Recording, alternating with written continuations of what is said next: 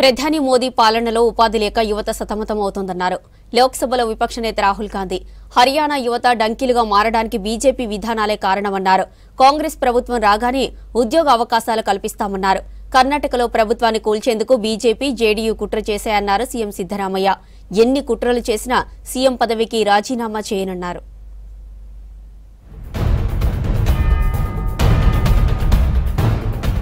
యువతకు ఉద్యోగాలు కల్పించడంలో ప్రధాని మోదీ సర్కార్ విఫలమైందన్నారు ఎల్ఓపీ నేత రాహుల్. హర్యానాలో బీజేపీ పాలనలో ఉపాధి అవకాశాలు లేక యువత విదేశాలకు వలస వెళ్లి డంకీలుగా మారుతోందన్నారు. అక్కడ చాలీచాలని జీతాలతో తీవ్ర ఇబ్బందులు పడుతున్నారన్నారు. తన అమెరికా పర్యటనలో సమస్యలు చెప్పుకొని బాధపడ్డారని తెలిపారు. హర్యానాలో కాంగ్రెస్ ప్రభుత్వం ఏర్పాటైన వెంటనే ఉద్యోగ అవకాశాలు కల్పిస్తామంటూ ట్వీట్ చేశారు రాహుల్. సరైన ఉపాధి లేక ఒక ప్రాంతం నుంచి మరో ప్రాంతానికి వలస వెళ్లేవారని డంకీలుగా పిలుస్తారు.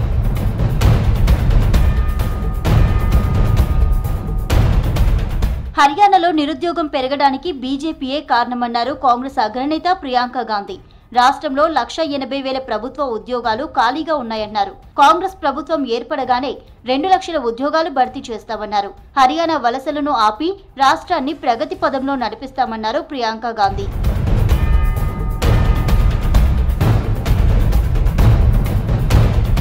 సీఎం పదవి నుంచి తనను తప్పించేందుకు బీజేపీ జేడీయూ కుట్ర చేస్తున్నాయన్నారు సీఎం సిద్దరామయ్య. విపక్షాల బెదిరింపులకు భయపడి రాజీనామా చేసే ప్రసక్తే లేదన్నారు. సవాళ్లను ధీటుగా ఎదుర్కొంటానని తెలిపారు. తనపై ఎలాంటి నేరం రుజువు కాలేదని, అలాంటప్పుడు ఎందుకు రిజైన్ చేయాలని ప్రశ్నించారు సిద్దరామయ్య.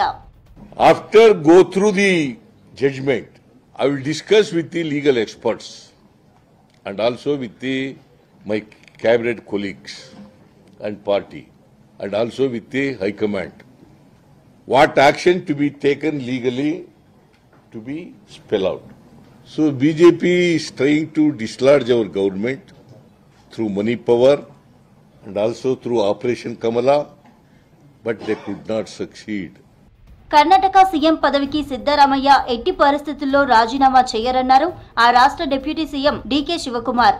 ఆయన ఎలాంటి అవినీతికి పాల్పడలేదన్నారు. కాంగ్రెస్ ను రాజకీయంగా ఎదుర్కోలేక బీజేపీ కుట్ర చేసిందని ఆరోపించారు. భారత న్యాయ వ్యవస్థపై తమకు నమ్మకం ఉందని, ముడా స్కామ్ పై లీగల్ గా పోరాడతామన్నారు శివకుమార్.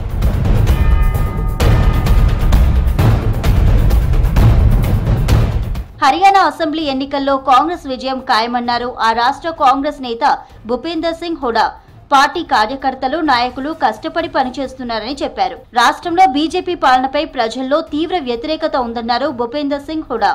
कहाँ तो हरियाणा नंबर 1 था प्रति व्यक्ति आय, प्रति व्यक्ति निवेश में, कानून व्यवस्था में, नौकरी देने में, खेल और खिलाड़ियों में.